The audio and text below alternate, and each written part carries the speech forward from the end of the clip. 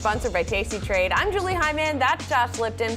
Live from our New York City headquarters, we are giving you the ultimate investing playbook to help tune out the noise and make the right moves for your money. And here's a headline blitz getting you up to speed 1 hour before the closing bell rings on Wall Street.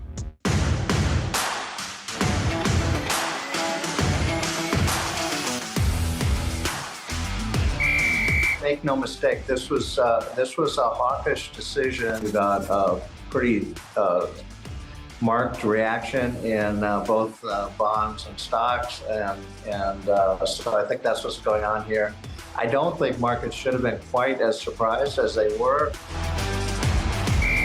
Our house view is expectation for pretty dramatically increased volatility going into next year, particularly early in the year. Now we'll see a lot of policy changes. We'll also get a whole raft of earnings and a whole bunch of companies telling us how they're positioning for the year ahead. So there should be some opportunities in here if you've got sideline cash to step back in. I think if you put Elon Musk in as a speaker substitute, it's a total waste of Elon Musk's extraordinary talent. Elon Musk is an out-of-the-box thinker. You don't want to limit his out-of-the-box thinking by putting him in the U.S. House of Representatives to lead it. We got 1 hour to go until the market close. So let's take a look at the major averages. They are bouncing back from yesterday's declines, but not by that much, and not as much as they were earlier in the session. Now, the Dow breaking that 10-session losing streak with the gain, if it holds through the close, up about almost 150 points, about a third of 1%. The S&P up about a quarter of 1%, but here, too, you see quite a bit of intra-session volatility, and then the Nasdaq also higher. But again, same situation here. Just a lot of bouncing around today. Yeah, I mean, listen, after yesterday, wow, right? Jay Powell comes out, gives you the cut, signals fewer cuts. The market throws a fit, Julie, red everywhere. Today, a bit of a bounce here, some green on the screen. I do think we do find ourselves in kind of this interesting spot because, listen, the economy's growing. I thought it was interesting to hear how Jay Powell talked about the U.S. economy. I mean, positive, very optimistic, yes. Constructive. Earnings are growing. We've got some smart strategists we're going to talk to, get their corporate profit outlook. On the other hand, valuation, sentiment, and as Michael Kantrowitz told us, you know, in his opinion now, Jay Powell has done a light pivot. Right, a light pivot, or the hawkish cut, as a lot of people were calling it. If you look at what's going on in the bond market, yields are still moving higher. And definitely a lot of the folks we spoke to yesterday said that could prove an obstacle for stocks next year if we continue to see yields move up even higher. There's a couple strategists today who might be saying something similar.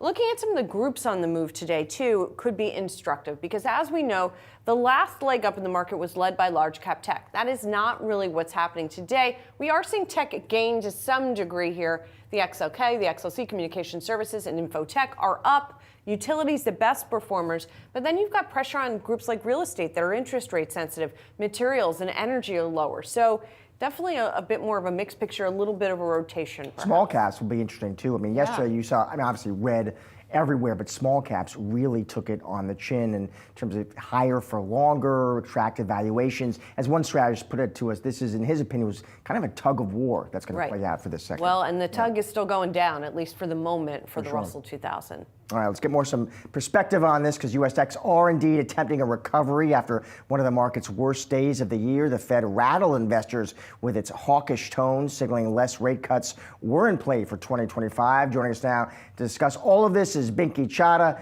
Deutsche Bank Chief Global Strategist. Binky, it is great to see you. So first and foremost, Binky, just interested to get your take on what you heard from the Fed yesterday, what you made of that, Binky, and also whether you were surprised that the market seemed surprised, Binky. You know, I mean, heading into that, Fed decision, Binky, we had heard from a number of strategists, and some had expected a cut, and then for the Fed to signal fewer cuts ahead. But let's get your take just to begin.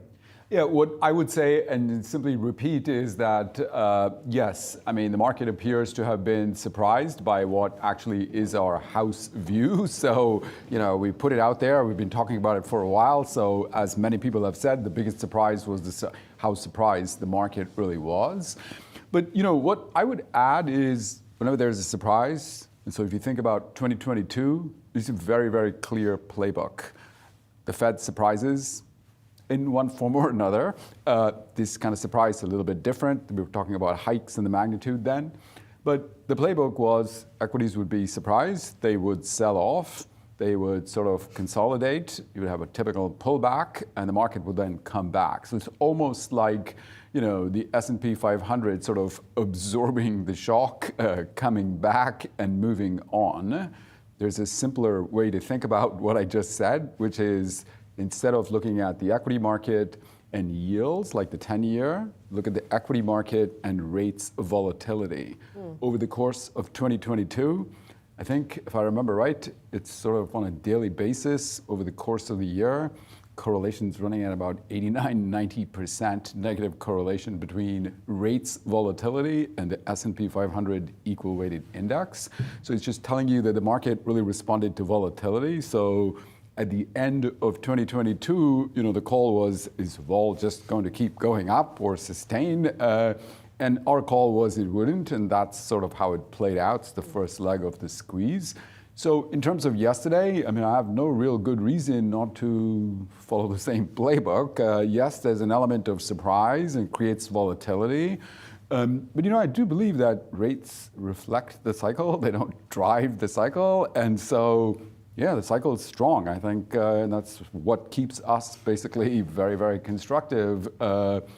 Yeah, and that's, sort of what it is. Rates are up or rates are not going to go down as much simply because growth is a lot better. Right. There is an inflation wrinkle, but we are still talking about small numbers. But we can talk about that. Yeah, well, break. and Powell talked a lot. He talked about the strength of the economy in multiple answers. The other thing he did, though, was talk about how uncertain they are. I counted, he used some form of the word uncertainty 17 times yesterday, which was a lot more than he had in the prior meetings. Most of that uncertainty has to do with fiscal policy. Right. And so how are you thinking about that going into next year, and how much of a volatility trigger? We saw that, maybe that was a factor yesterday too, the idea that the government may be shutting down because of Elon Musk and Donald Trump. Yeah, well, that happened at the same time. In fact, during the press conference, Yeah. and when you have knee-jerk risk off, it doesn't help to get another negative or what looks like could be a negative. In terms of next year and sort of how it plays out, what I would emphasize really is, and gets very little attention, is because for 2 years or a year and a half of the 2 years, the call was the U.S. is going to go into recession, so uncertainty as to when it happens. That passed. But we are now basically, what we got is not simply no recession. What we got really is an economic outcome that is very rare historically. It's really the combination of unemployment and GDP growth. So we've been in the vicinity of 4%. We're now running 3% GDP growth for the last 2 years. That combination is very, very rare historically. It is that combination that drives fundamental volatility, argues it should come down, should be lower, and that's where we kind of were in terms of realized vol before we got some shocks and surprises. And it's obviously very positive for risk appetite, that combination, and we are seeing that everywhere. And what I would also point out is that this kind of combination, we've only seen 5 or 6% of the time historically. And there are only 2 periods in which we saw this previously. One is in the mid-1960s, 65 to 69. And the other, of course, is the second half of the 1990s, which is much more familiar. But I would also point out about the 1960s, for those that are not up on their economic history of the U.S. Everybody remembers the 60s for the social strife and all the other issues. But the economic historians would describe it as basically economic nirvana. You have 3 to 4% GDP growth, 3 to 4% productivity growth, 3 to 4% real wage growth year after year after year with no inflation. And so, on the inflation issue that sort of came up, and obviously it's important for yesterday, I think it's important to keep in mind that we've already had productivity growth that's running, 2.6%. Okay, so it's not 3%, but it's a lot higher than, and maybe it will become 3% because we're still revising the GDP numbers up. But that goes on the right-hand side. It goes on the supply side and argues basically for less inflation. So I still remain basically constructive on disinflation continuing. It's also, there's pandemic peculiarities, but really the inflation didn't come from unemployment and the dollar, the two things which explain fundamental inflation historically and pretty well. It came from everything outside, it's pandemic-specific factors. So in that simple equation, it's in the residual. That's what gave us 4 percentage points of extra inflation that has come down. It's still adding 30 or 40 basis points, but I would argue we've come from 4 to 40. We will get to 0. I think there is too much emphasis on 2% inflation. I mean, we keep talking about inflation on the cycle, but then when we talk about where inflation has to be, we cyclically adjust it and say we should be at the long run target. Where we are in a cycle, we do have 3% GDP growth, and we do have unemployment on, in a typical cycle, 4% would be the low. So you would expect inflation to be a little bit higher. So the 40 or 50 basis points doesn't really bother me. That's where we should be. We're a little bit higher than that, but I'd say maybe 30 basis points, 40 basis points. So yeah, I mean, uncertainty's gone up. I mean, we don't know the policies of the new administration. But I think, again, in terms of thinking about next year, the lesson from the last time around, from the last trade war, for example, was trade policy is important, trade war is important. We're going to get the tariffs. They're in our baseline economics forecast, which still has 2.5% GDP growth, which is a little bit less than what we've had. But for our economists, it's the strongest annual forecast number we've had in many years. So, I look at it from both sides as to where it might basically go. But the lesson was really that growth matters even more and is the overarching priority. So yes, we're going to have policies. There are both positives and negatives.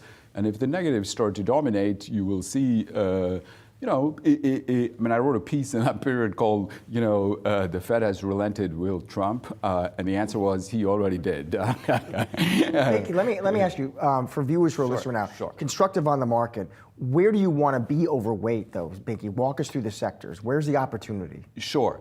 So we're now 2 years into this rally, so lots of things have basically changed over that time in the sense that, some sectors have already performed. And so, we had various stages of basically rotation. And what I would argue is you still want to be long or have a cyclical tilt, basically. So we are long the financials. That's been working very well. Positioning has risen. And so the question there is, when do you want to move it back down to neutral, perhaps? But we are currently and still overweight because there's a whole set of catalysts still, coming together and still, I would argue, still to play out completely. We are also long the cyclical parts of the consumer. We've always believed that it's not really been the macro aspects that are impacting the consumer negatively. It's just simply on the good side, it's the companies that ended up, for a variety of reasons, raising prices too much, and that will come back. The adjustment's already happening. So everybody talks about the huge increase in demand for goods in the early stages of the pandemic. Well, that's also where the inflation came from. And so normally their prices don't really go up very much. And in relative terms to services inflation, which is typically always positive, their relative prices are falling. Well, their relative prices shot up massively. They are coming down now. There's still a gap. They're still a little bit too high. But I would argue you want to be long the cyclical parts of the consumer. That's sort of the last part that's left. And we are long the materials sector. So that's kind of a punt on the US dollar. It's been very high for a very long time. Any chart would tell you that it's more likely that it goes down rather than up. The dollar is key sort of driver. And of course, we are constructive on US growth. And I think the risk to the rest of the world growth at some point is basically that activity actually starts to pick up. So, it's a little bit early, but that's when you're meant to buy. And it's not quite performing yet. As that fits and starts is the way I would put it. Yeah. Gotcha. Okay. Binky, thank you so much. Lots of good ideas and stuff for people to chew on. Appreciate it. It's my pleasure. Good to see you. We're just getting started here on Market Domination. Coming up is the era of ultra-low rates coming to an end. We'll discuss with Wall Street Journal's Nick Timmeros next. Plus, a look at what's driving some of the top trending tickers on Yahoo Finance. Plus, FedEx and Nike report quarterly results after the bell. We're going to bring you those numbers as soon as they cross. More Market Domination when we return.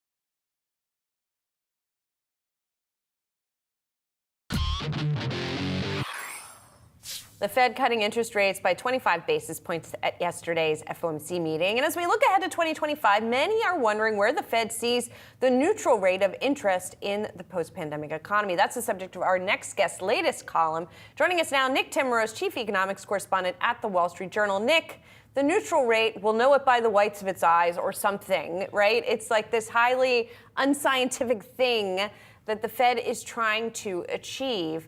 What is that process going to look like over the next couple of years?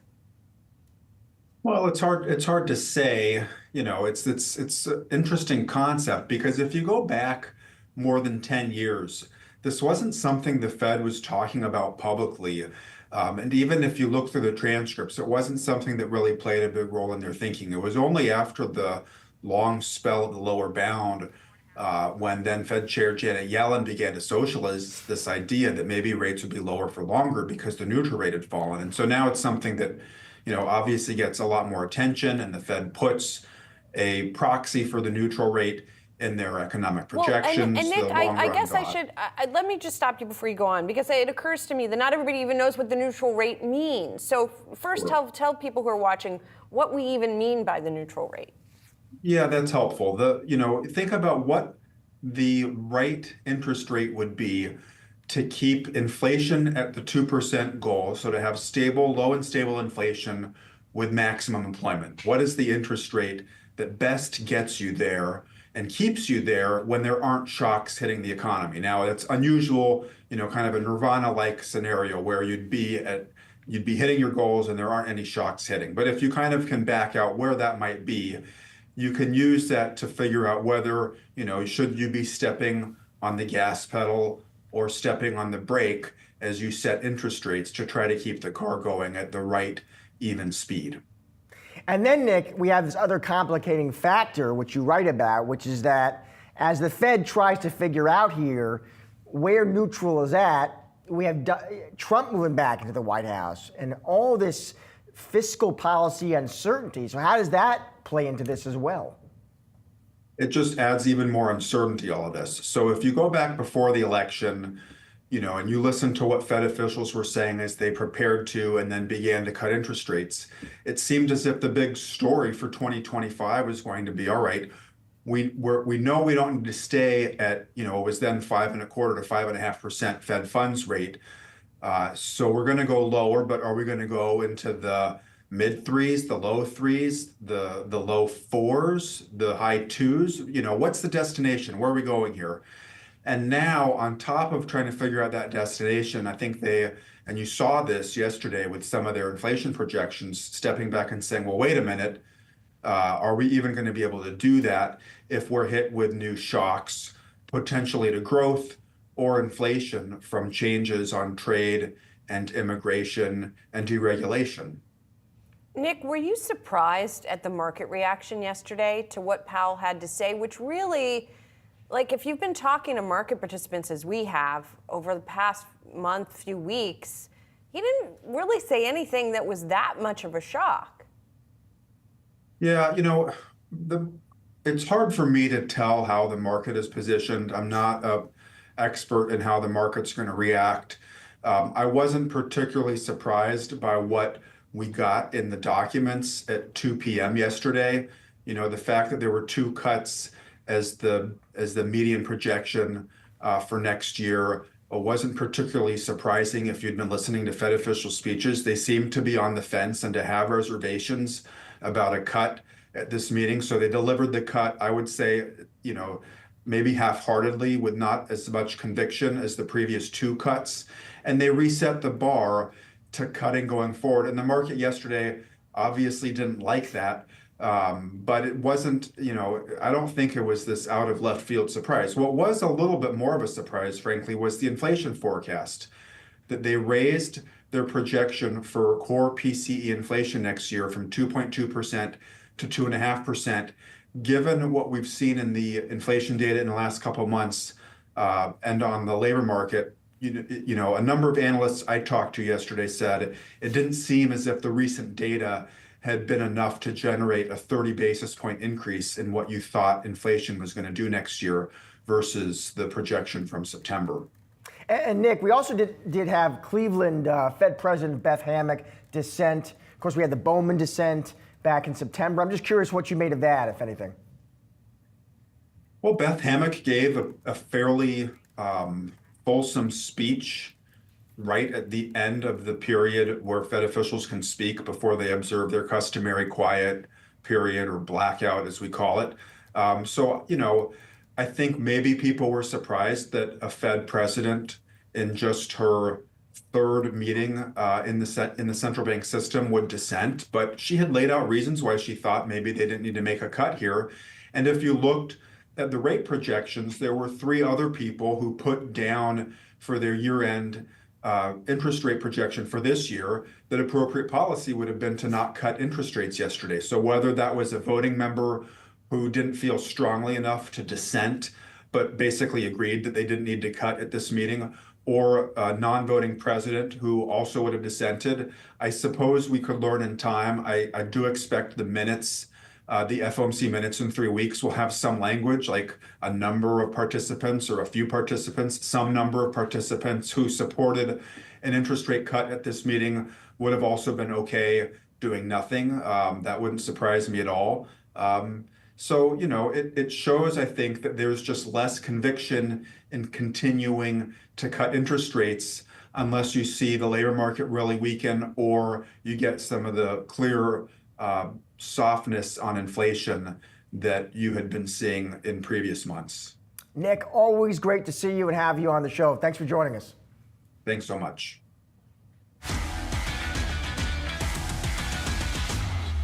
Time now for some of today's trending tickers sponsored by Tasty Trade, and you can scan the QR code below to check out the best and worst performing stocks of the session on Yahoo Finance's trending tickers page. First up, let's take a look at shares of Hims and Hers Health as Food and Drug Administration pulls Lilly's weight loss drug from shortage list.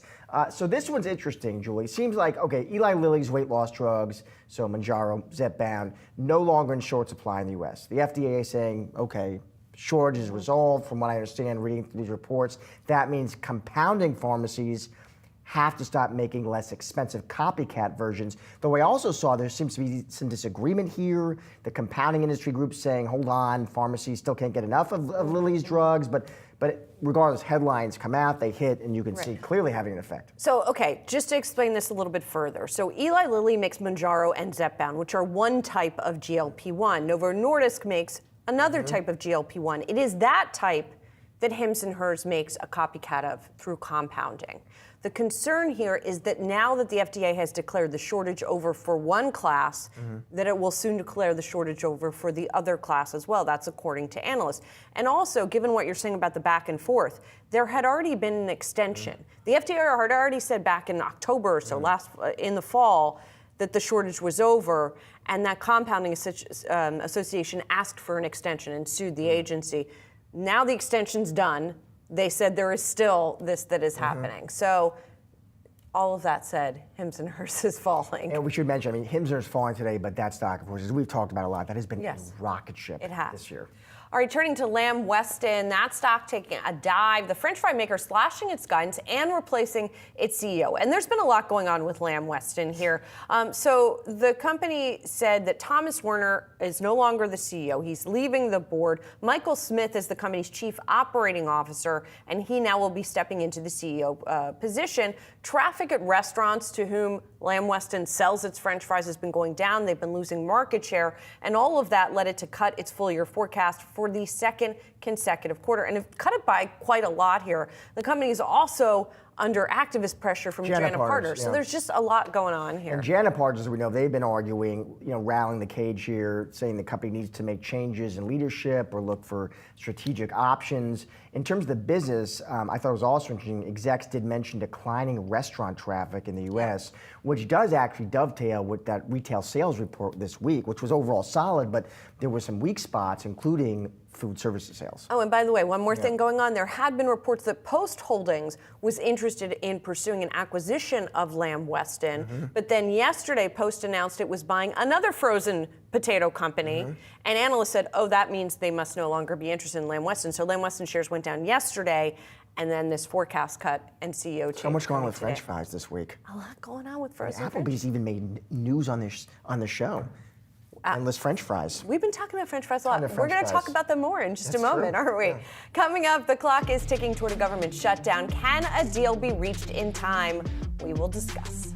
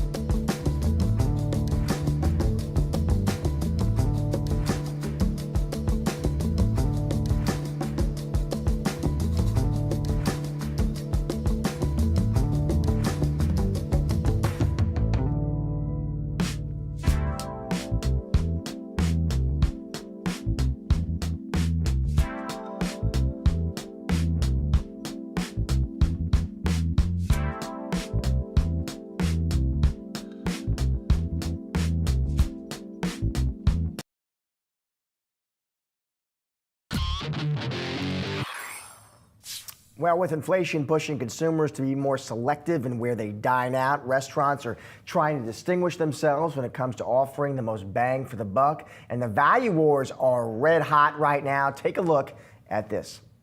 I mean, salsa and chips, it's filler, right? It's like some brands give you bread. Like when I was a little boy, my mom used to say, don't fill up on the bread, right? Because you want to save your appetite for that center of the plate sandwich. Here's the reality of it. We're leading the industry on value.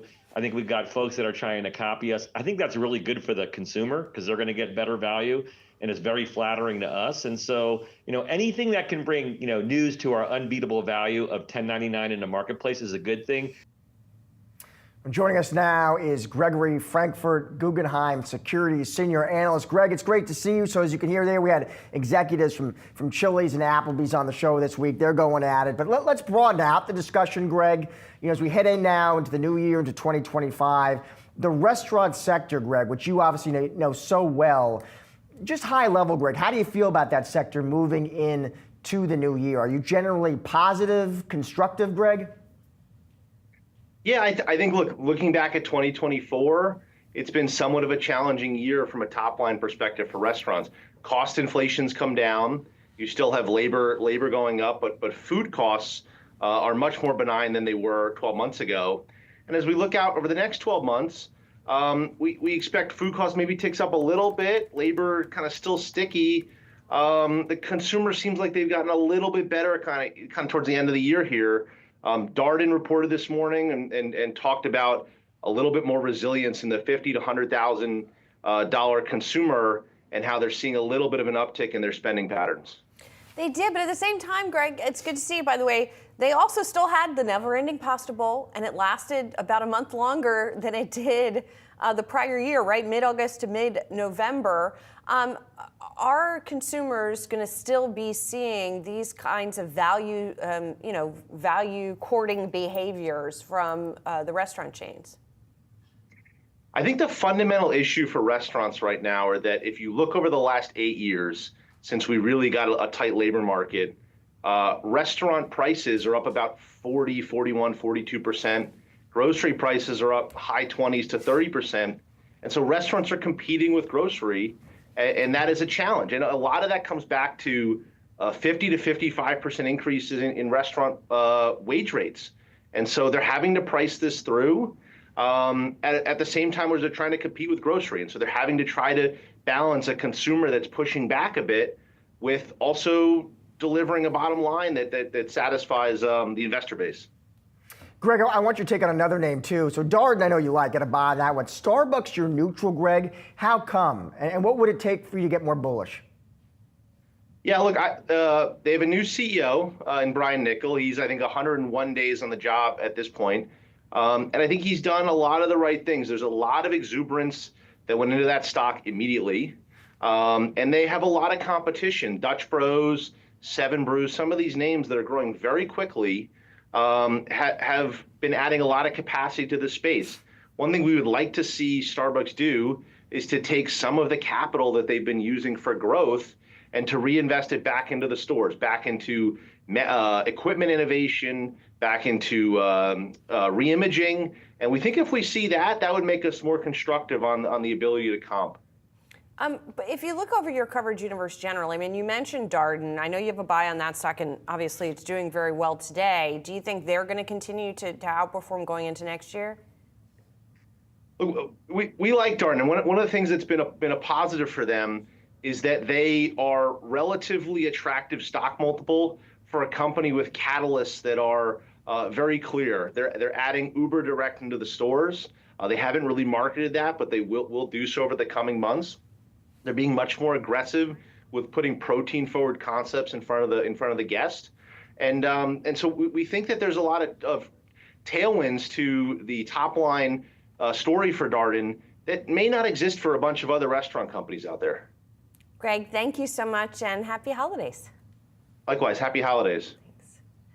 Lawmakers are scrambling to salvage a plan to keep the government open after President-elect Donald Trump and Elon Musk shot down a proposed spending plan. Here to discuss, Henrietta Trey's Veda Partners Director of Economic Policy. Henrietta, it's great to see you. Obviously, this is a fast-moving situation. I'm seeing a report now that Republican Tom Cole says the Republicans do have some sort of agreement here on a spending plan, but there don't seem to be a lot of details yet. What do you think is likely to happen? Well, I like that there are not details. Obviously, daylight is a huge problem for the Republican leadership right now. The more sunlight that any text of legislation gets between now and tomorrow night at midnight, the worse for leadership. So I'm not expecting to see text of any kind of deal until tomorrow morning, like mid-morning even, because obviously they're not going to be able to cut substantial spending. They will likely not have a debt ceiling increase. They will very likely be headed into 2025 with the difficult reality that governing and being for legislation that keeps the government open is nearly impossible for the Republican Party to pass on their own. They do need Democratic support, at least 10 Democrats in the Senate and roughly 100 in the House. So the longer it takes to see legislation, the better at this point. Henrietta, where's the White House in this? Or are they more content to say, listen, we'll stand back, let the Republicans kind of twist in the wind? The Biden administration has been noticeably absent from, I would say, since the election. And in this case, it's really an issue for the Republican conference. As Hakeem Jeffries, the minority leader in the House, has been clear about since this morning, Democrats negotiated this bill, which was 1,500 pages long, over months of negotiations with Speaker Johnson. So they have done their part. They had the votes to deliver. The Democrats were on board on the Senate side, and everybody thought that they had a path forward until the last 12 hours broke loose with Elon Musk and Donald Trump. And so the negotiating really needs to be done on the Republican side. Democrats were there to provide the votes. They expected the president to sign the bill into law, which was our expectation as well. The party is really fighting within itself, and the screams are coming from inside the building, I guess, for the Republican Party right now. What's the economic risk of a government shutdown? Remind us. I mean, obviously, we've been through this before.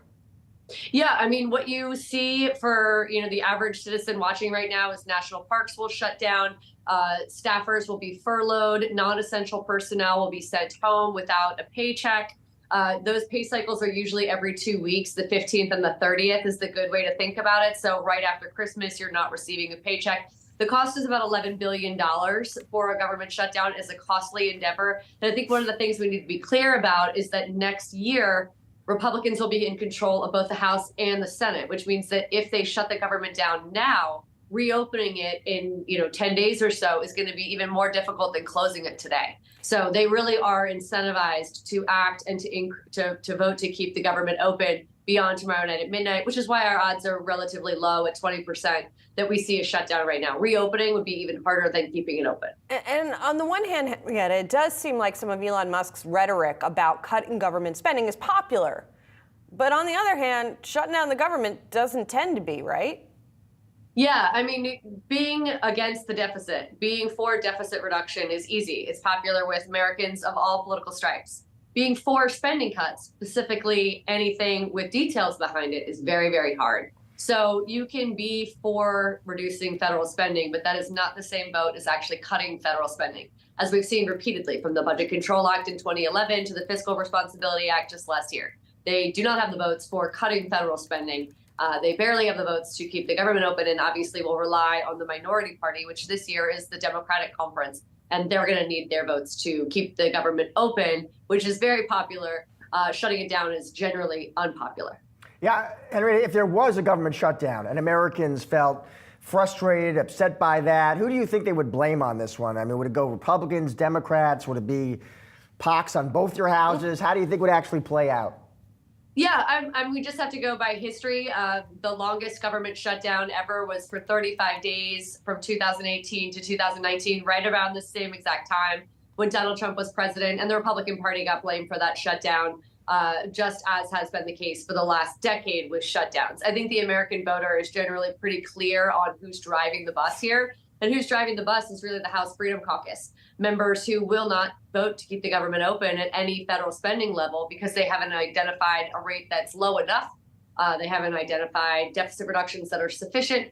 So the votes just aren't there. And I think the American public is very clear on who drives that hard bargain. What is interesting, though, is that Democrats disproportionately think that a government shutdown is a problem. Republicans believe that it is a problem, but to a lesser extent than Democrats. So this is effectively a situation where Democrats blame Republicans. Republicans also blame Republicans, but at a lesser scale.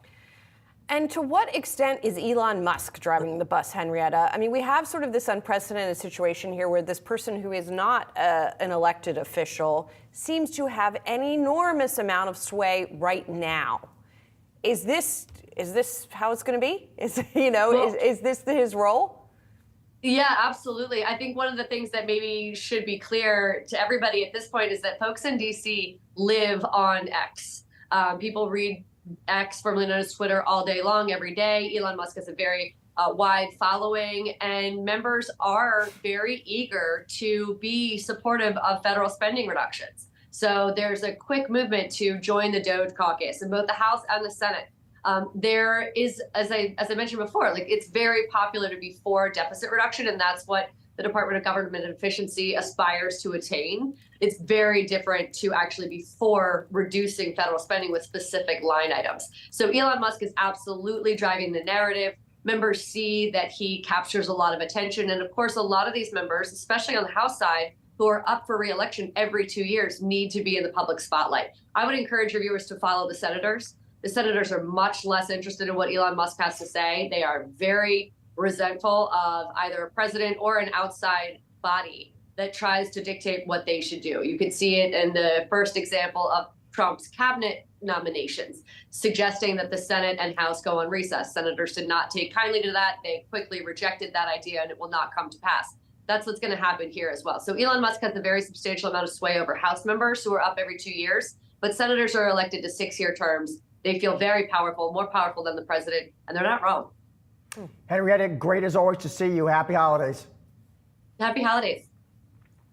Turning to the current administration now, as we head into the final weeks of President Biden's time in the White House, Yahoo Finance senior columnist Rick Newman reflects it was a better year for Bidenomics than it was for Biden. Rick joins us now to explain, Rick. It's weird that Joe Biden is still president, isn't it? It's like Donald Trump has already just taken charge and all his people. So the Biden economy is doing pretty well right now, and it's actually seems to be gaining strength as we get to the end of the year. The great irony here is that Biden lost, or excuse me, Kamala Harris, but Biden's party, the incumbent Democrats, basically lost the presidential election because people were discussing with inflation. And that came out pretty clearly in the exit polls.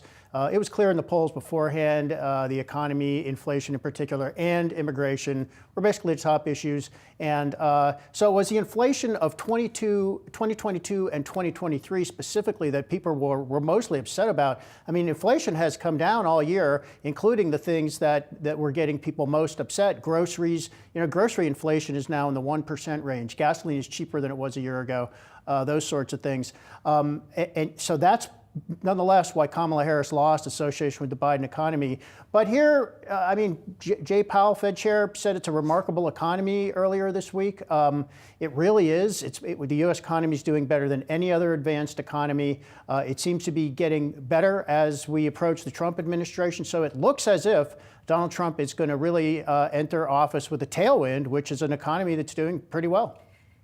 As you know, and we've talked about this before, it's always tough to suss out what economic strength you can even attribute to a president, right? So how much of it is thanks to Joe Biden? Very little. In fact, if Joe Biden could control the economy the way people think, he never would have let inflation hit 9%, obviously. And once it did hit 9%, I think he would have jumped on it by the time it was only 5%. He would say that's high enough. He couldn't help it because it was a bunch of different factors a president largely can't control. It was supply chain snafus, radical changes in demand first for goods and then for services coming out of COVID. Some of it was the stimulus spending, but remember, we had $6 trillion in 4 stimulus bills, and Biden signed only $2 trillion out of $6 trillion. So if you think stimulus spending caused inflation, it contributed, but it wasn't the only cause.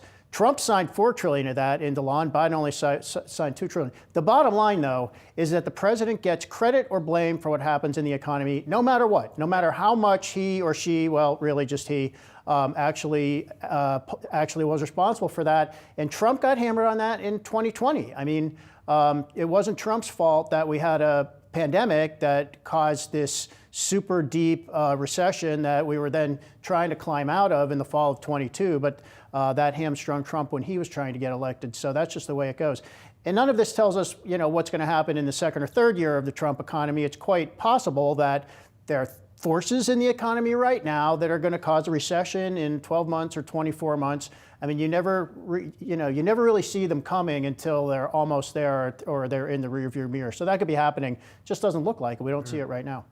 Rick, I'm really excited for the day when we can blame a woman president for That'd be great. For the economy. That'd be great one of these days. Or good, for that matter. Thank you. Appreciate it. Coming up, Robinhood was named Yahoo Finance's comeback of the year. We'll discuss what's next for the trading platform in 2025 with an analyst when market domination returns.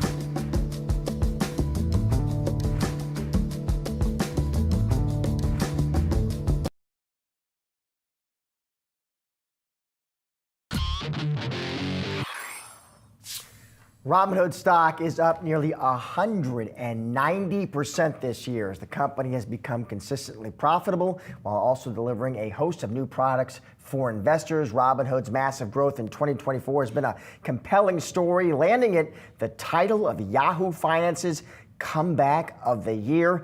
Piper Sandler senior research analyst Patrick Moley joins us now for more. Patrick, it's great to have you on the show. So let's talk Robinhood.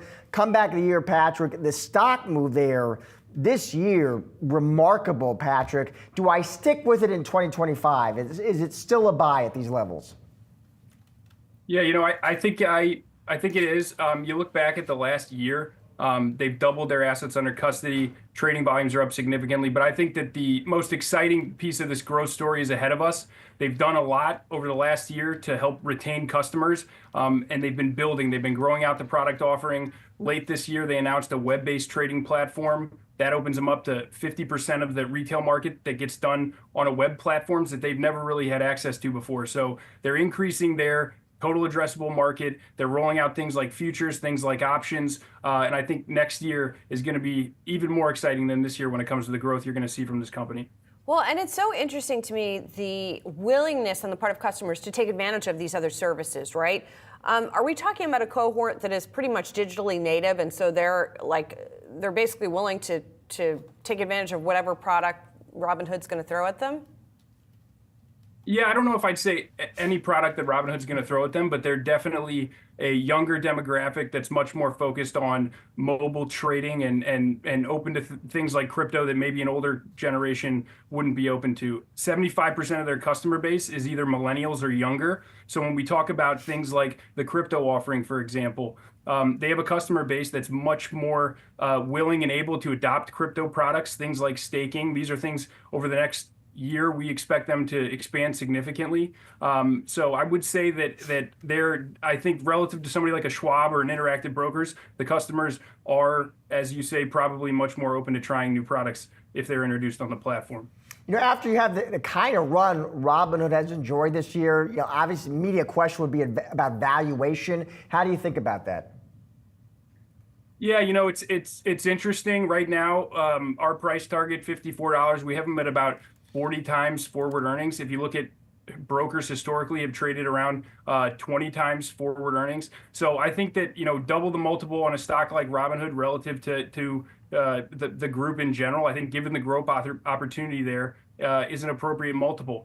Robinhood has 1 in 10 American adults have a Robinhood account, yet they only have a 0.25% of the total retail assets in the United States. It's a very small market share, but they have a very strong brand, and we expect them to grow their assets under custody and grow earnings significantly in the coming years. Usually when we talk about Robinhood, we also talk about Coinbase, right? And we talk about in terms of which investors might want to buy. And we got some interesting perspective from Bitwise Asset Management CIO Matt Hogan, who we recently talked to. He had a prediction that Coinbase would surpass Charles Schwab, and I'm going to play for you what he told us. Yeah, right now it's about half the size of Charles Schwab, and we think it could reach that and more. Coinbase is this really unique opportunity because there was so much regulatory suppression over the past few years. Coinbase hasn't had major competitors bubbling up to challenge it. It's executing extremely well. It has a limited competitive environment, and it's in an industry that's growing 100% year over year. When you add those three things together, you'll see this vault up the spectrum. Obviously, Patrick, he has a sort of crypto lens, if you will. I believe that you prefer Robinhood to Coinbase. Talk to us about why. Yeah, I think Coinbase is in a good position to grow over the next several years. They've done a good job, as he said, with less regulation. I think personally that it's acted as kind of a moat for them. They've been one of the few companies out there that's been bold enough to kind of expand their crypto offering, as others have maybe shied away from it. But I expect over the next several years, you're going to see lots of traditional finance players getting into this, the crypto space. Robinhood right now is I think, going to be most aggressive with that. Their retail trading fees are only a third of what Coinbase charges. I think also, if you look out over the next 10 years, Coinbase is going to find its niche in the space. But I think when you think about a broker and you think about the things that retail traders want, they want to be able to trade equities, they want to be able to trade options, and they want to be able to trade crypto as well. So I think that well-rounded offering and the fact that they don't just have to win in crypto, they have these other avenues that are growing like gangbusters as well. I think that positions them very well, and that's why I would prefer Robinhood as the play over Coinbase to kind of ride this crypto wave. Patrick, thanks so much. Appreciate it. Yeah, thanks so much for having me. From robo-taxis to rehauling the government, it's been an eventful year for Tesla and its CEO, Elon Musk. Joining us now to talk about the three biggest moments for Tesla in 2024, Yahoo Finance senior autos reporter Pras Rahmanian. Not all of them were singular moments in time. It's sort of the three things or the three themes that really characterize Tesla's year. Let's start with number one. What do we got? You know, I thought for me, one of the biggest things for shareholders, people owning the stock for the long term, was the future of the cheap EV, something that Tesla's been talking about for a while now. And initially they were downplaying it, saying that, you know, we're going to actually see less than ideal growth because we're focusing on future vehicles. They didn't say what that was. People were sort of concerned, what is that? And then eventually the stock got hit after a bad Q1 delivery report. Musk said, hey, actually the robo-taxi's coming. He kind of wanted to show, hey, we're doing this, it's happening, we're going to see it in August. Of course, that got delayed for a few months, but that was something that was a dangling carrot out there. But that wasn't enough. The stock got hit again. And it was only until at Q1 earnings when the company said a cheap EV is coming, and they kept reiterating that earnings after earnings after earnings. We haven't seen it yet, but the latest indications that we will see it early next year, and it's potentially maybe called the Model Q, according to Deutsche Bank. They had a meeting with Tesla management. So we'll see. That's sort of one of the big drama points this year that was going to on that relatively less expensive EV, Pras, do we have any more sense of price point on that? Sub 30,000 is sort of the goal. And talking about the Cybercab, that robotaxi that they say will come below that as well, they're going to use a lot of the same manufacturing techniques to get that on the road at that price. We'll see. As you know, that's not an easy thing to do. Okay, so number one, product, right? Robotaxi, cheap EVs, even though the products haven't been announced, they've been talked about.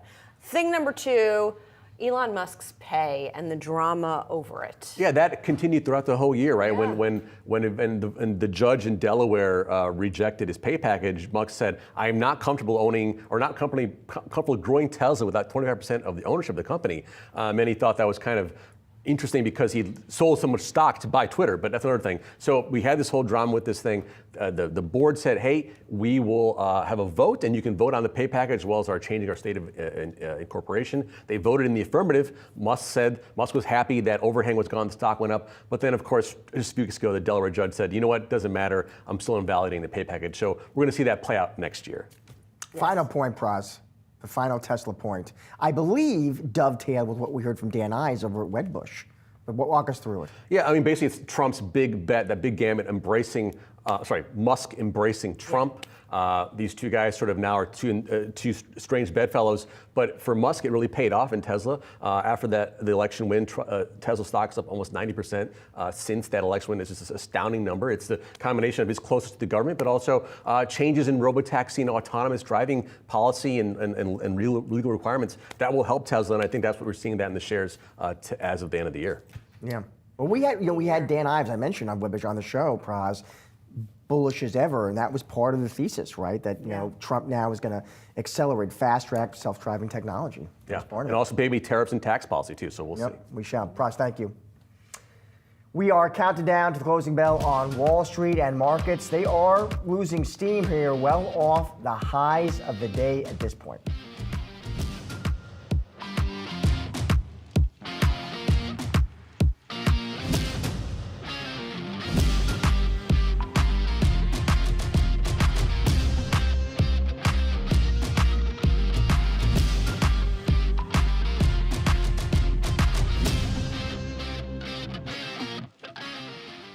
Are you ready to master the markets and, dare I say, become a better leader in the process? Well, Yahoo Finance has you covered with our new full suite of original podcast content. Whether you're a seasoned investor or you're just starting your financial journey, we offer invaluable market insights and strategies to help boost your portfolio, build your wealth, and make you a successful investor. Now let's make some money and get a lot smarter. I've done Yahoo Finance forever. This is a spectacular spot. Welcome to Stocks in Translation. I'm your host, Jared Blickery. Hello, world. I'm Ross Mack. Hi, I'm Bob Powell, and welcome to Decoding Retirement. Welcome to Living Not So Fabulously. Hey, hey, hey, it's me, Tiffany the Budgetista, your favorite financial educator. Welcome to Capital Gains World for a few days and everything has changed. From Wall Street to Main Street to the C-suite, we are your daily lifeline because behind every great investor is Yahoo Finance. Join us on yahoofinance.com, the Yahoo Finance app, or wherever you get your podcasts. Welcome to Yahoo Finance Sports Report, a unique look at sports business brought to you by Yahoo Finance and Yahoo Sports. I'm your host, Joe Pompliano, and I'll be breaking down the financial side of the game for your financial gain.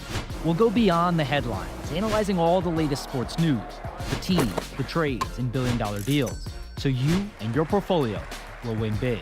Catch Yahoo Finance Sports Report on Thursdays on all your favorite podcasts and streaming platforms.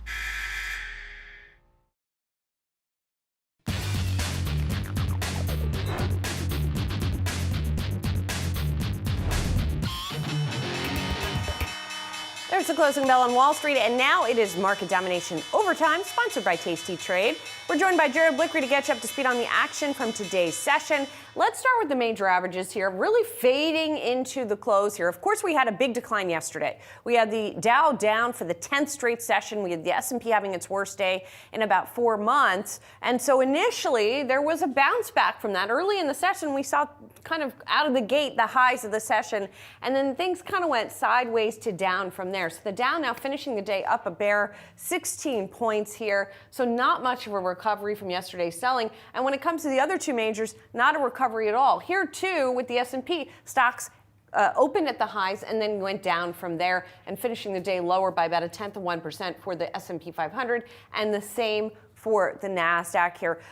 It was interesting in talking to the Wall Street Journal's Nick Timros earlier today, because it seemed like the market was already pricing in only 2 cuts next year, that part of the press conference yesterday wasn't necessarily that big of a shock. What Timros pointed out is that the new inflation forecasts perhaps were more of a shock to the market. So that's something we can sort of factor in, perhaps, what was going on today. The S&P equal weight down. The Russell 2000 was more consistently lower throughout the day, as well as investors continue to digest what we heard from the Fed. And we got PCE coming too. Jared?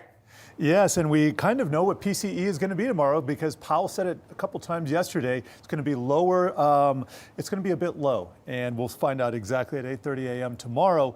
And I want to focus on what should have happened today after this nasty drubbing that we saw yesterday, where the Dow is down over 2%. Usually you'd see some kind of a bounce back, but we have just not even seen a dead cat bounce today in the major indices. Dow up a whopping 15 points. And then you take a look at the 10-year T-note yield and the dollar. This is another 8 basis points to the upside. That's over 2 days. Let's see what happened today. Yeah, another 8 basis points today.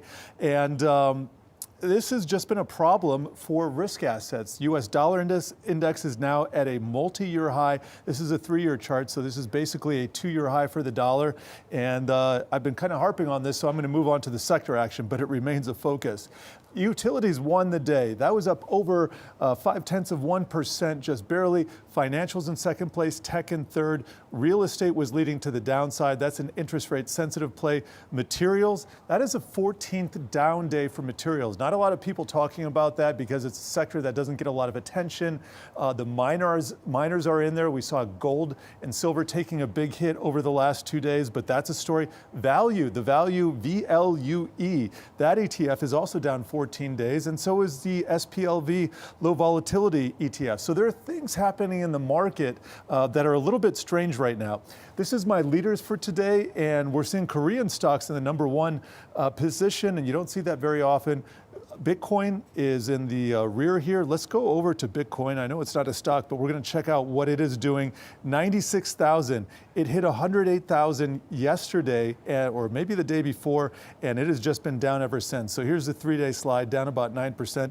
Not a disaster. You look at the year to date, still up 117%, but you know, Bitcoin is known for its fake outs, and you got to think that with that 100,000 level sitting right above there, that's going to be another big psychological level that's in play here, and we don't want to see Bitcoin under 90, guys. Thank you, Jared.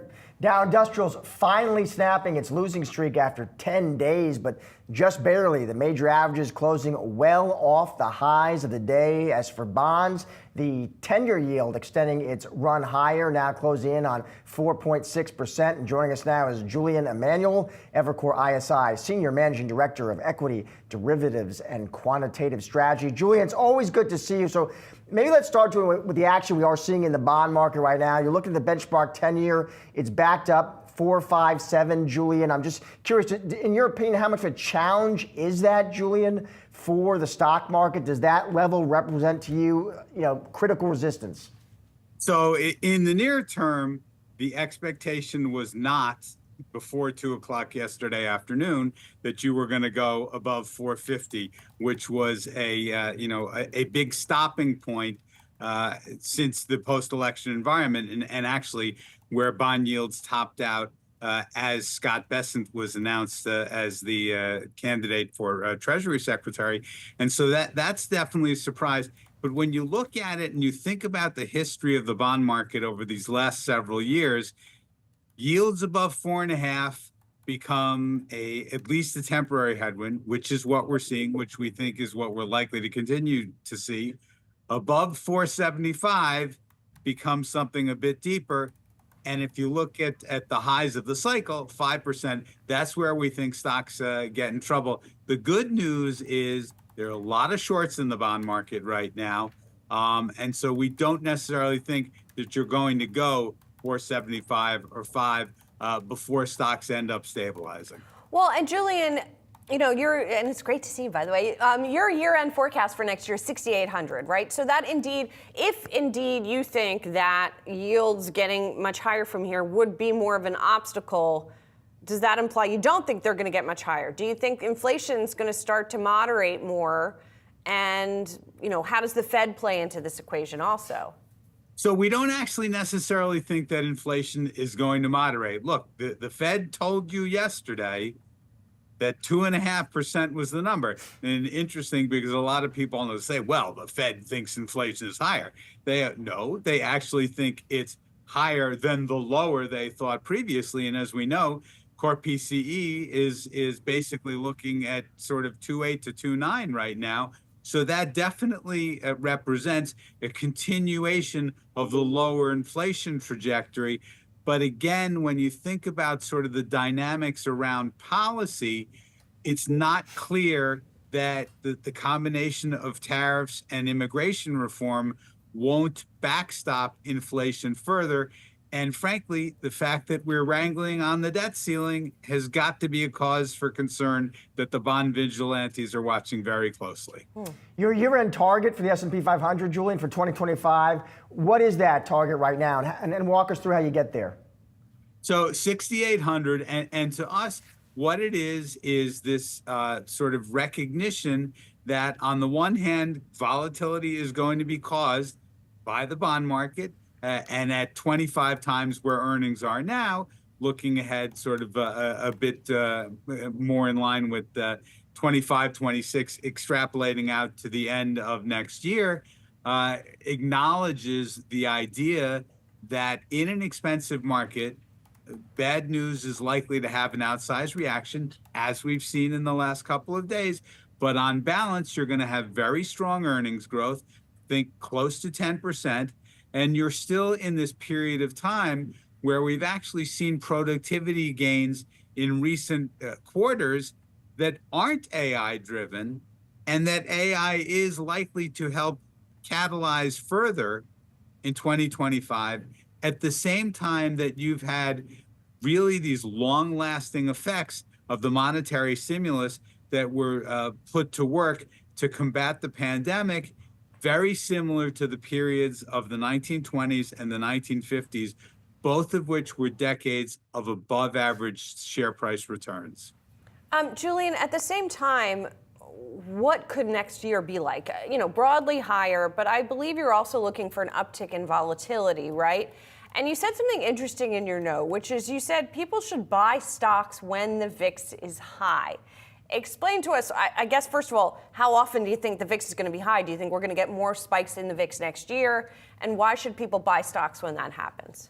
Well, to start, we are in the process of being in one right now. I think it's pretty fair to say that yesterday started something that I think may go down in the history books as Almageddon, as opposed to 2018's Volmageddon. And we've said that we think 2025 will look a lot like 2018. You had several volatility spike episodes, but I go back to the one that we had in August, where the VIX spiked to really a reasonably unprecedented level of 65. And the bottom line was the reason that was a buying opportunity is because it said absolutely nothing about changing the solid course of the economy's trajectory or the earnings trajectory. And we think you're going to have opportunities like that probably on multiple occasions. And in fact, we do think you're going to get one sometime between now and the inauguration. Julian, unfortunately, we got to leave it there, but hope to catch up with you again very soon. Happy holidays. Happy New Year. Happy holidays to you. Thanks. Thanks.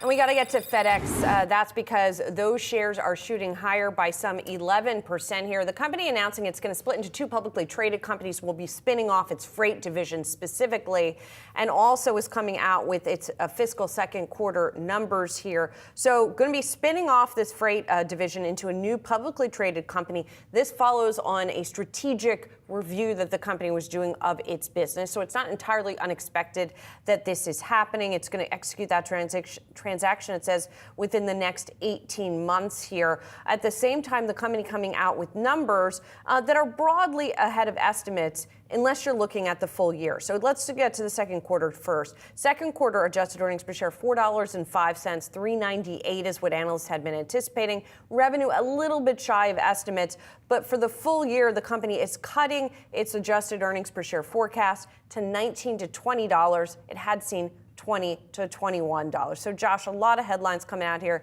The company's also announcing another buyback. Looks like a little bit of a boost in its buyback. Yeah, I mean, big picture, FedEx is always, listen, it's a good report to run through and listen to the call because FedEx is seen still, it is a bellwether, right? People look to it as sort of a read into the U.S. economy. More immediately, there was a ton of interest and focus on the results of the company's review, Julie, of its freight business. You even saw analysts kind of penciling in what they thought that unit could be worth. For example, analysts at Bloomberg thought that unit was worth as much as $33 billion.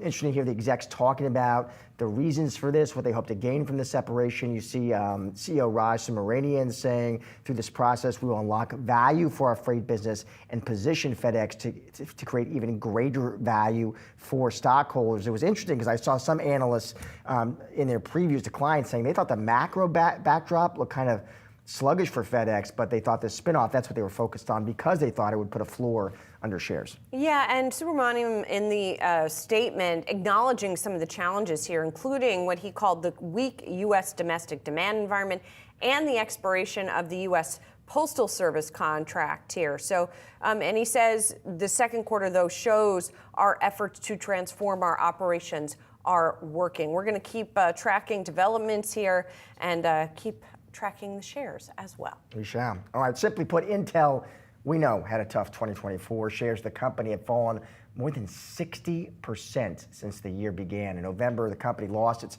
spot in the Dow Jones Industrial Average to AI darling NVIDIA. Yahoo Finance's Yasmin Karam and Laura Bratton took a look at what drove Intel's decline in 2024. Yasmin, what did you learn from your coverage and conversations on this one? Yeah, as you mentioned, they had a very rough 2024, but in our reporting, we learned that their issues are very deeply rooted and go beyond Pat Gelsinger. We spoke to more than a dozen current and former employees, many of whom were high-level executives and there for over 2 decades. It really boils down to a series of missteps.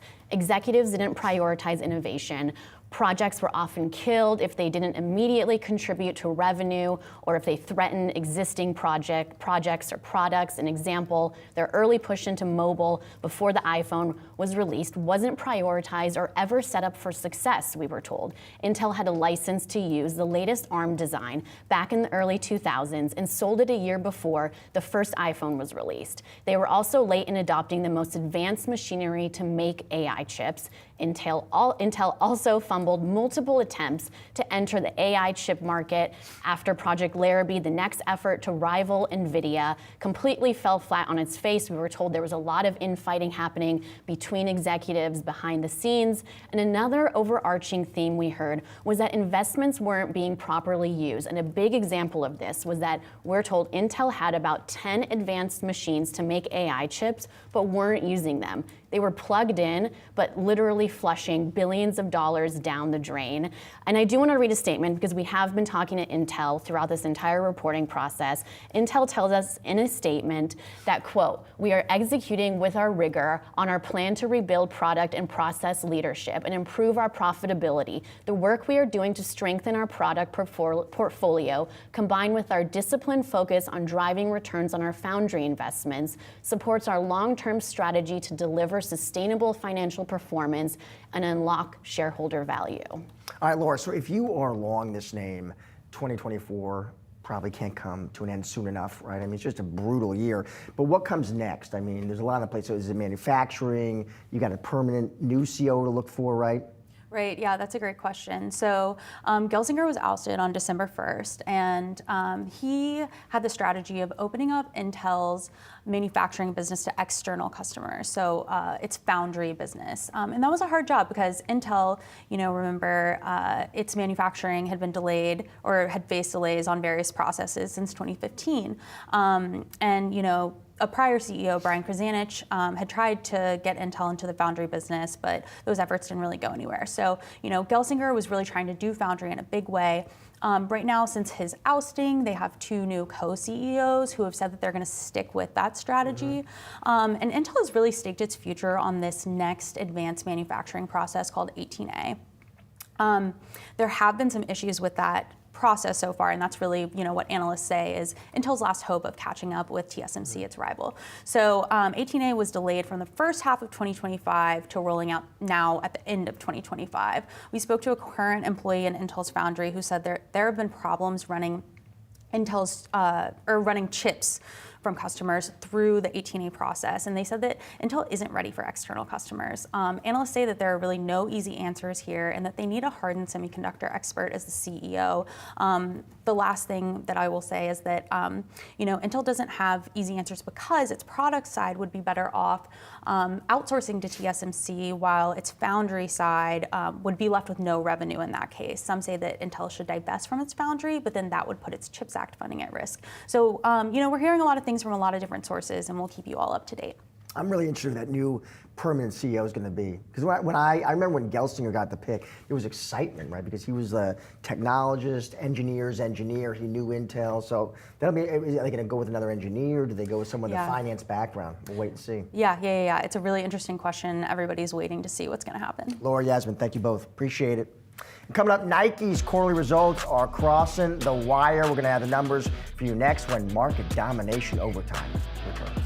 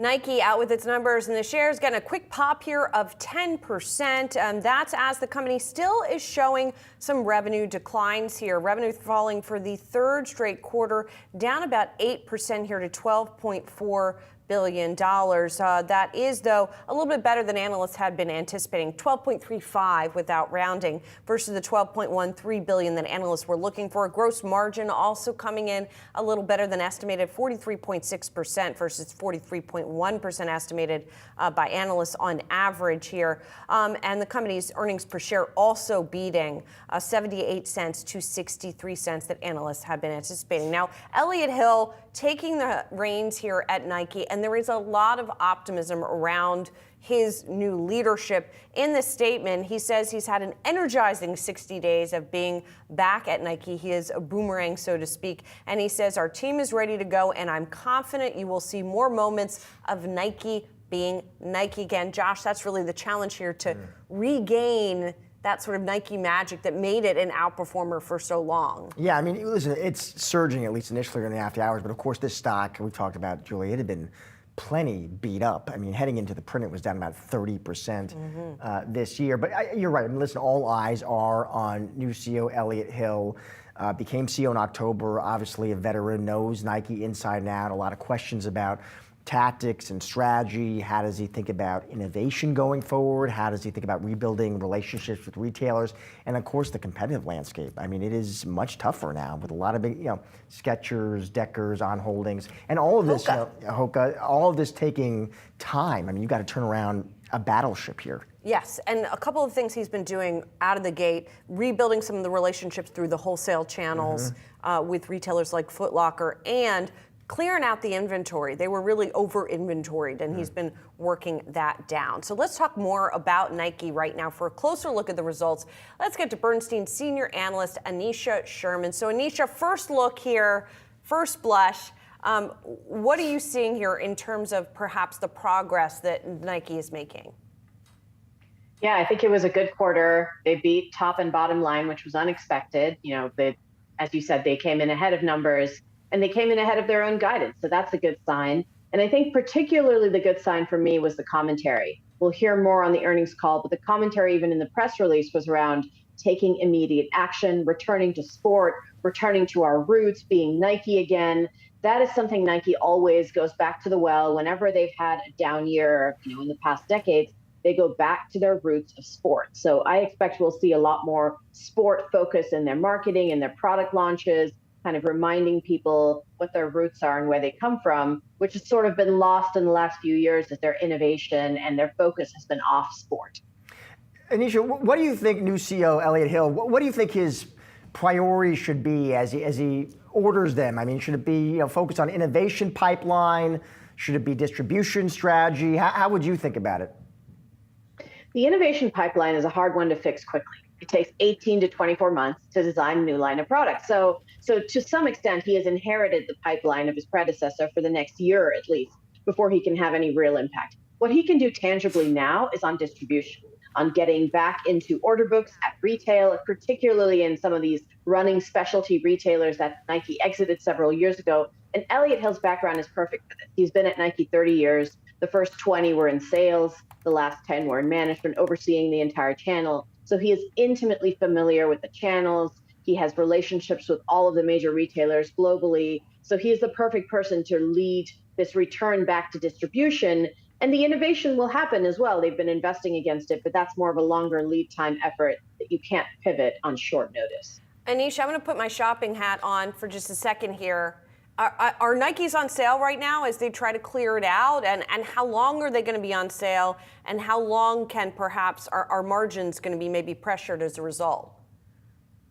Yeah, so one of the big mistakes that Nike made in these last few years is they leaned too hard on their big lifestyle franchises. Jordan, the big one, but also Dunk and Air Force One. And as a result, they have too much product out there now. That product is on sale. So if you go on Nike.com, you will find Jordans and Dunks and Air Force Ones for 50% or maybe more off. And that's the product they're trying to aggressively clear out. And they're trying to return to a model of scarcity where these products are in short availability. They run out quickly, they sell out, and it generates more brand heat and demand and get away from this oversupply dynamic that they have now. So you'll find a lot of lifestyle product on sale on the website at the moment. Anisha, great to see you. Thank you so much for that quick reaction to Nike. We got to get quick reaction as well to FedEx. FedEx announcing it's going to split into two publicly traded companies. It's also announcing its fiscal second quarter earnings. Joining us now, Peter McNally, Third Bridge Global Head of Analysts. Peter, so we see this split happening. The freight business is going to be split off after the strategic review that FedEx did. Is this something that you broadly expected? We knew they were doing this review. And is it the right move for FedEx to be making? Look, FedEx hasn't sat still for a long time. So yes, we did, expect that this, would happen, but there will be implications. And, the FedEx freight, the LTL business is a good business. It's very high profit margin compared to the rest of the business. The stock market values the independent companies in this space very highly. They've performed well. If you look at things like XPO or Old Dominion Freight, these are good companies. Okay, it's a good business. But what if they didn't have this announcement, we'd be talking about the guidance cut that FedEx gave again. Right, this is the second time now in 3 months that this has occurred, and there is A, competition, and B, just sort of a weak industrial economy out there that is dragging results. But as I started by saying, FedEx doesn't sit still. They were investing a lot of money for a long time, then driving costs out, and now they're separating the business. So given those headwinds you've laid out there, Peter, though, how does FedEx go about navigating some of those challenges? Well, this is it. For the next 18 months, we're going to talk about what this separation of FedEx Freight and the LTL business might, look like. And as I said, this is a good business. It's been growing, higher profit margins, and then the questions start to become, though, how much more cost can be driven out of this business? And our experts have been a little skeptical on this. We've been at the Drive program, as they've called it, for a couple of years now. And the easy part of the cost cut has pretty much been done. So we do need to understand a bit more on how these separated businesses can also drive costs out further. Peter, something else I'm curious about when it comes to FedEx and for UPS for that matter, have the dynamics of the package business changed to such a degree that they're not as reliable sort of economic indicators and also as reliant on the economy as they were? In other words, because of the pressures of consumers not wanting to pay shipping fees, et cetera. Talk us through some of those dynamics. Well, I think there are two things here. So number one, like on UPS, they've become a lot more aggressive on price. And if you look at the share price of UPS, it's been really tough, okay? And this is weighing on FedEx, for sure, that they have this more aggressive competitor. But as far as the economy goes and the reliability, I think that test is yet to come. Probably not until the second half of 2025 is when things pick up again. Can these companies deliver? And FedEx faced some challenges. It was 3 or 4 years ago, really, after the post-pandemic e-commerce surge, and that they really struggled to deliver, and the company had to make billions of dollars investments in improving reliability. FedEx has now moved to rely a bit more on contract workers, and outsourcing a lot of things, and that hasn't really been put to the test as volumes have been weaker. We're not going to see that really, at least according to our experts, till the second half of 2025. Peter, always great to have you on the show. Thank you for that instant analysis. Appreciate it. Happy to do it. And that'll do it for today's Market Domination Overtime, but don't go anywhere on the other side of the break. It's asking for a trend. We've got you covered for the next half hour with the latest and greatest market-moving stories so you can get ahead of the themes affecting your money. Stay tuned.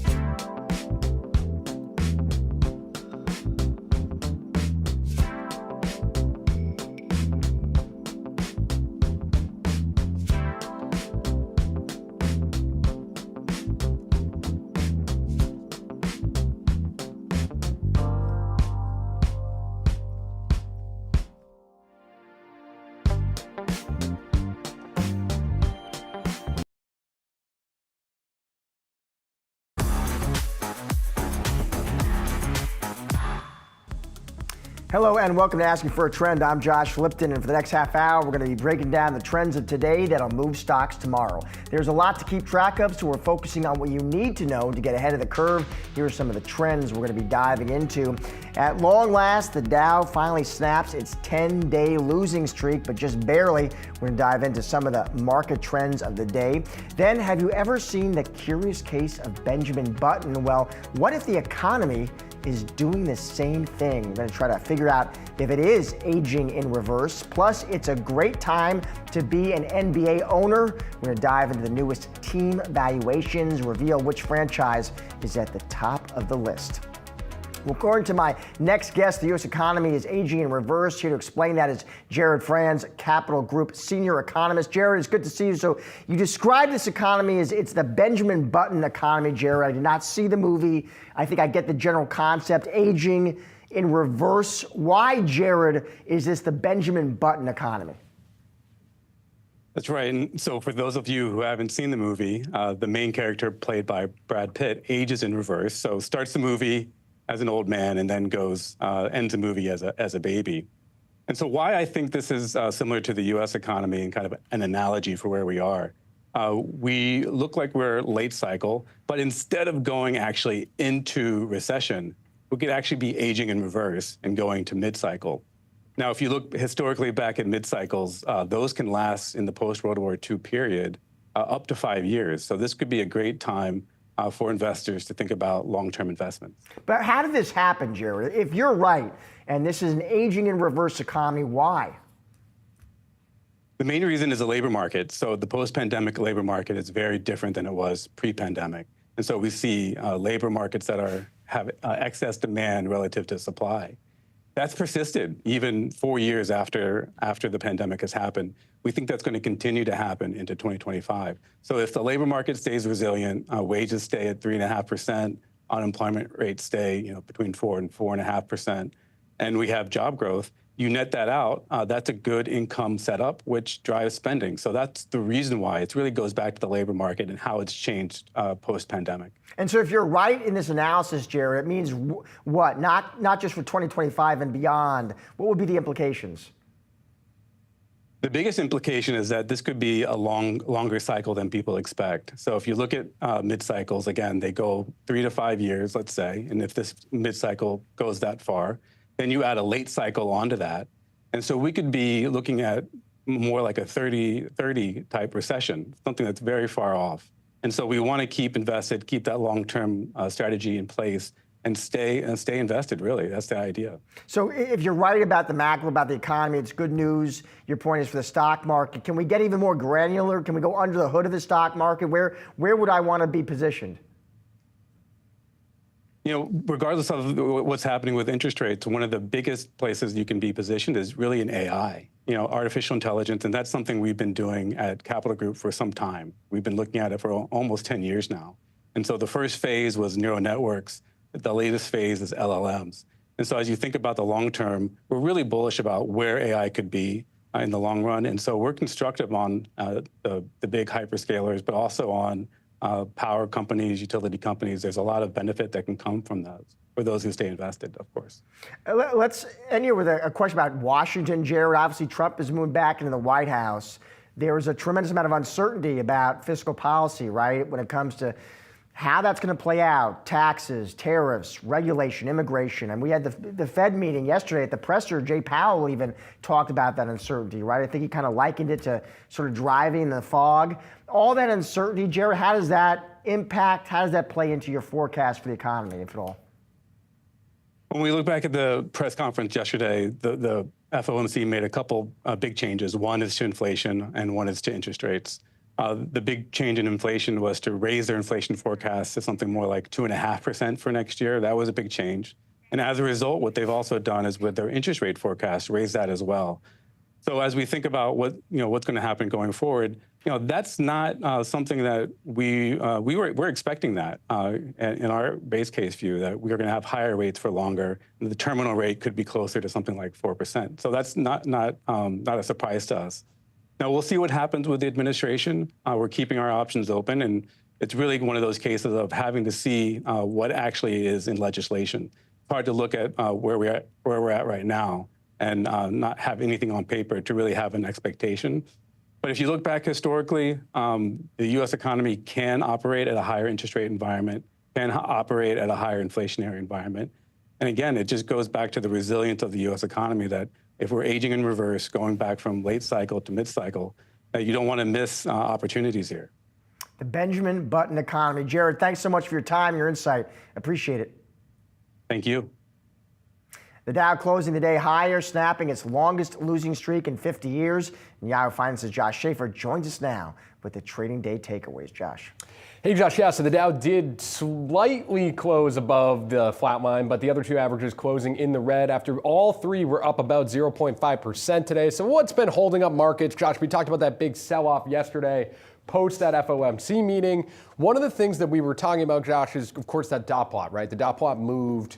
Was that what was driving markets? As I spoke to strategists this morning, this was the key word that kept coming up, uncertainty. Jay Powell used it over, I think it was 17 times yesterday, up from 7 in the last press conference. He used it more than he's used it in any press conference in 2014 or 2024 as a whole. And I think what's interesting, Josh, is to just think about what that's done to market expectations, right? So when you look here, we're looking at different forecasts of where the Fed funds rate will end in 2025. Your pink dot here, this was after that jumbo 50 basis point rate cut. We've been pricing out cuts for the past 2-3 months now. What hasn't happened is stocks haven't fallen. We priced this out and the S&P 500 is up 5% over that time period. What's different this time? Yes, we're pricing in one cut, but I think what's different this time is investors are assessing the fact that we just don't know that much about 2025 at this point. We don't know enough about Trump policy. We don't know enough about the path of inflation. We need a little bit more to settle here before people start feeling confident again. Seems to be the market mood right now. It's all really Powell could really say, right? When you ask, I mean, there is just uncertainty about it. The fiscal policy picture is so unclear. He's guessing just like everybody else. And the other thing, Josh, I'll highlight with that is as he's saying that, right, it just brings volatility back into this market. And when you really think about where the VIX has been for most of the year, right, one of our favorite volatility measures here, it's been flat. Yep. VIX hasn't done anything. This was your yen carry trade, your big VIX spike. Other than that, you haven't had a big tick up in the VIX like we saw over this week. And so I think what you're seeing overall is just an introduction of volatility into a market that hasn't had a lot. It makes sense you're going to see stocks pull back here. But I will note a lot of strategists said with your VIX above 27 yesterday, it hit 27, usually perhaps a short-term buying opportunity over the next month. Once we start to come down. So the key question is going to be, is the VIX going to start trickling lower slowly over the next couple days? Today it moved a little bit lower, but not really substantially. All right, takeaway number two, Josh. We're going to talk about the economy. So the U.S. GDP for the third quarter getting revised up today to 3.1%. Now I should note, this is the third quarter. The third quarter ended in September. So it's not telling us a ton about the current state of the economy. But Fed Chair Jerome Powell talked a lot about a chart like this yesterday, right? He kept on talking about what the strong economy means for the U.S., the fact that we're in good shape, and that's why the Fed feels confident. And I just thought it was notable that perhaps even the numbers he was looking at were actually better than he thought. It was 2.8% yesterday. Now it's up to 3.1%. There is a flip side that comes with this, right? So our friend, Apollo chief economist Torsten Slok, of course, Apollo, the parent company of Yahoo, Torsten pointing out today, he used this same chart. He said 40% chance the Fed might have to hike next year because the economy is so strong. So there is a little bit of push and pull, but remember, one of the things we keep hammering, strategists largely feel if the economy is doing well, that means that businesses are reinvesting back in themselves. There's chances to grow earnings. If we're not going to get cuts next year, you want the economy to be pacing like it is right now. Final question, I'll just get your take on what's the action in the bond market. I saw the 10-year back up to 4.57 last I checked. Yeah. I mean, when you talk to analysts and read through the notes, how much of a challenge is that for the stock market? Are you approaching kind of critical resistance there? So you already got above critical resistance number one that we talked about yesterday, right? We weren't fully above 4.5 yesterday. Remember, that was Michael Kankrowitz's line in the sand. He was talking about perhaps 4.5. Some other key levels when you just go back over the last, we'll go 2 years. Some other key levels really was 5, right? This is kind of your cycle high. This was that stretch in 2023 in the fall where stocks fell for 3 straight months. So as you get above 4.5 into 4.75, closer to 5, it usually starts to really weigh on equities at that point, right? So it'll be something to watch, Josh, again, going back to that volatility aspect. Are rates just going to hang out, or are they going to keep spiking higher? That's definitely something we'll be talking about through really the end of the year and into next year. All right, thank you, Joshua. Coming up, with rates poised to stay higher for longer, what does the next year look like for REITs? We're going to discuss that coming up next.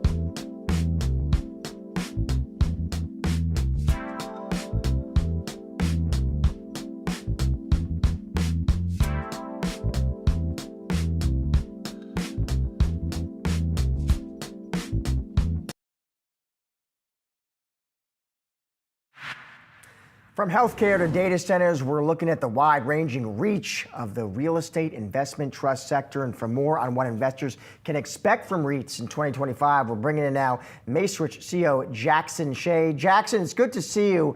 So let's start with the Fed decision, actually, Jackson. You know, that you did get that cut, which we expected, but Jay Powell also signaling there, you know, fewer cuts perhaps on the way. What does that mean for the REIT sector in 2025? Well, in terms of for REITs that have refinancing needs, obviously, I think people probably had more expectation of further cuts. So you saw some softening in the IYR and generally in the REIT indexes. So it's sort of very specific to whatever refinancing exposure companies had in 2025. But broadly speaking, you know, I think investors had in our sector more expectation of further and more cuts than was anticipated. Let me ask you, Jackson, we're talking about REITs, talking about a lot of different sectors there. As you look into 25, which are the sectors, which are the verticals that interest you? Where do you see the opportunity? Well, we own and operate regional malls and town centers, so I'm very particular to our sector. But if you look at sort of where the real performance has been year to date, you've seen very strong performance in data centers, healthcare, and actually in the retail sector, particularly in malls, actually, this year. So Simon, ourselves, and Tanger. And Jackson, given what your expertise there in regional malls, your line of sight there, any kind of intel or color you have about what holiday spending is shaping up to look like? Well, you know, in our portfolio, looking at year-to-date traffic versus last year, you know, we're up over the year. And this Black Friday, compared to last year, was up almost 5% in terms of traffic. So, you know, we're seeing consumers getting out there. You know, I think our retail customers have been quite engaged and positive in terms of prospects going into 2025, 26, and beyond. Jackson, are there, when it comes to those regional malls, are there certain regions or areas of the country where you see greater opportunity than others? Well, we have a significant presence in Arizona, Phoenix, Scottsdale, North Scottsdale, seeing tremendous demand, just tourism, shopping power in that area. Our retailers doing quite well. Up in the Pacific Northwest, up in Washington Square, our center up in Portland on the west side, they've seen 10% increase in traffic year to date compared to last year. And then, of course, on the East Coast, we're seeing tremendous volume and excitement over at Tyson's Corner, which is in Virginia, Northern Virginia. Jackson, so great to have you on the show today. Appreciate it. Great. Take care. It's a good time to be the owner of an NBA team, with the average franchise valuation jumping by 15% over last year alone. The Golden State Warriors are the league's most valuable team at just over $9 billion. The Knicks and Lakers next on the list at just over $8 billion each. And joining us now is Joe Pompliano, Yahoo Finance Sports Report host. Joe, I saw some of these valuations courtesy of Sportico. Average NBA team worth, Joe, $4.6 billion. That's a 15% rise over last year. That's nearly twice the worth from just 4 years ago. Where do you think, Joe, looking ahead, those valuations head from here? Yeah, I think we're quickly approaching a world where the NBA's most valuable teams are north of $10 billion valuations. And then where do you go from there? Probably 15 or 20. The NFL is still certainly ahead of the NBA, but the NBA has supplanted itself as that second tier. And I think one of the things to remember here is that some of these teams have an inherent advantage, and you see this in the numbers. All 5 of the most valuable teams in the NBA today own their own arenas. Golden State is sort of an outlier because they got Steph Curry a few years ago and have done really well on the business side, but the Chase Center has been a big part of that. And then you go down the list and you look at the Brooklyn Nets. Their value shot up 43% last year to almost $6 billion, primarily because they own the Barclays Center, which hosts a ton of concerts throughout the year as well, adding more revenue to their bottom line than teams who don't own their own venues. Sticking with all things NBA, Joe, I thought it was interesting to see NBA Commissioner Adam Silver talking about ratings and acknowledging, not great. And when he talked about that, Joe, he said, listen, it's not, he made the argument, it's not a lack of interest. It's had more to do with sort of cable television viewership. Is that what you think explains it, Joe? Yeah, everyone spent the last few weeks trying to figure out exactly why NBA ratings are down 20-something% year over year. But it's important to remember that we've seen this downward trend for a while now. They're down 40-something% over the last decade, and they haven't really recovered. And I think there's a variety of things at play here. Most people want to point to the fact that there's more three-pointers being shot today than ever before, and maybe defense is lacking a little bit. I think that's part of it. I think you could also consider the fact that superstars are doing a lot of load management and not always playing. But then there's some other things that the NBA can't really control, which is the rise of football. If you think about the season, it's right in the smack dab middle of NFL and college football season these days. And Christmas Day is probably the best example. That's a day where the NBA used to own. I used to turn on NBA games all day on Christmas, but this year and in years past, and certainly years in the future, the NFL has taken over. They're going to be hosting 2 games on Christmas Day with Netflix, paying $150 million for those games. And each of those games will average more viewers than all of the NBA games combined. So I think it's a combination of a few different factors. But look, the NBA just signed a $76 billion media rights deal for the next 11 years. This isn't necessarily a pressing issue because of that, although it's certainly something that Adam Silver will want to get under control, given he has these new media rights partners that are paying so much money. I heard this other commentary that was interesting, Joe. I think it was from ESPN's Mike Wilbon. And Wilbon was talking about how younger kids today, even if they love basketball and they play basketball, they're not watching games anymore. They actually are just watching clips on social media. And these are fans. It was sort of just interesting in terms of how generations are enjoying the game. I'm just wondering, Joe, have you heard about that? Have you seen that? And if that's true, what does that kind of mean for NBA viewership going forward? It's certainly true, and I think it's one of the reasons why the NFL has succeeded so much. If you think about the NFL, it's really an event-driven sports league, right? Each team plays 17 games as opposed to 82 in basketball and 162 in baseball. And I think that's why those latter two sports have struggled so much with TV viewership over the last decade, is because as consumption habits have changed, people want to be built up for one event, right? And the NFL does a terrific job of this, where they're able to pit Patrick Mahomes versus Josh Allen against each other the entire week during the media cycle, and then they hold one game where they play for 3 hours and that's the end of it. In the NBA and MLB, it's sort of the opposite, right? Where they're playing so many games throughout the year where it's more fun to attend a game than it is necessarily to watch one on TV. Joe, always great to see you. Thank you for making time for us. Thanks, Josh. And be sure to scan the QR code below so you can stay up to date with the latest episodes of the Yahoo Finance Sports Report that drop in every Thursday at 5 p.m. Eastern. Here's a look at today's episode featuring another member of the Yahoo family, Ariel Helwani. The next media rights deal, we talked about it a little bit, coming up in 2025. That's his exclusive negotiating window with ESPN, but then they could potentially open the door to others like Netflix and others. If you were to guess right now, who gets the deal? I think they remain with ESPN to a certain degree. There's really only one entity left that is still thriving on pay-per-view, and that is the UFC, where people are programmed and okay with the idea of, hey, I'm going to pay $70 or so a month to watch your product, regardless of who's on. Now, of course, like if it's a mega card featuring a top superstar, the numbers are going to be higher, but there's sort of a baseline, and the previous deal figured that the baseline was around 400 to 500,000 pay-per-view buys.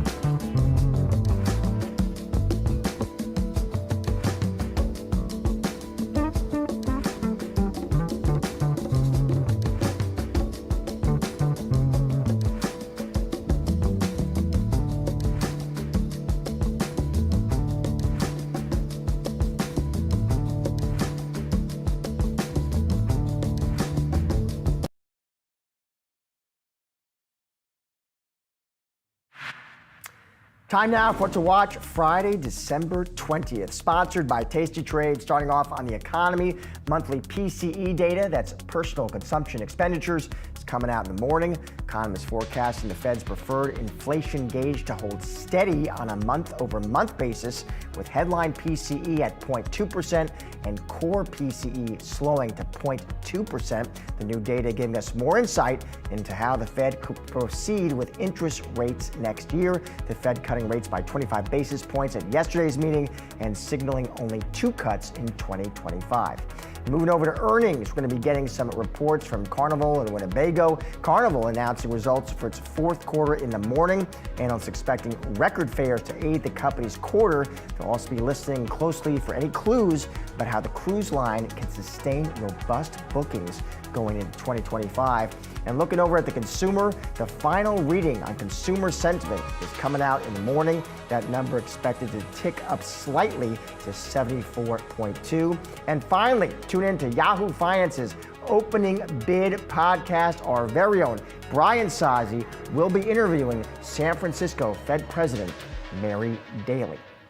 That is a wrap on today's Ask for a Trend. Be sure to come back tomorrow at 4:30 p.m. Eastern for all of the latest market-moving stories affecting your wallet. Have a great night.